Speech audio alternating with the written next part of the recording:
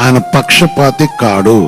పక్షపాతి కాడు, లంచం పుచ్చుకునేవాడు అంతకంటే కాడు. యథార్థమైన వాడు, మనకు న్యాయం చేసేవాడు, మన ఎందుకు కనికరం ఇచ్చేవాడు, మన కుటుంబం ఎందుకు కటాక్షం ఇచ్చేవాడు.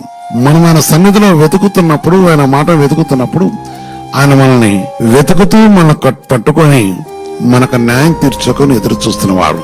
ఏమి నీ పరిశుద్ధం అంటే తీర్పు తీర్చు విషయము లేక కొన్ని విషయాలు చూస్తుంటాం. ఇక్కడ ప్రత్యేకించి దేవుడు న్యాయము మన ప్రభుపై ఆధారపడుతున్నప్పుడు పరిశుద్ధాత్మదేవుని యొక్క నామము ఘనమైన నామము, విలువైన నామము, శ్రేష్టమైన నామము. ఈ గొప్ప మాట వింటున్నప్పుడు హృదయం చాలా సంతోషిస్తుంటది. ఎందుకంటే మనుషులు లంచం పుచ్చుకోవచ్చు, మనుషులు అన్యాయం చేయొచ్చు, మనుషులు అనేక విషయాల్లో వేధించవచ్చు, శోధించవచ్చు. కానీ పరిశుద్ధాత్మ దేవుడు అనగా మన దేవుడు మనల్ని మనకు అన్యాయం చేసేవాడు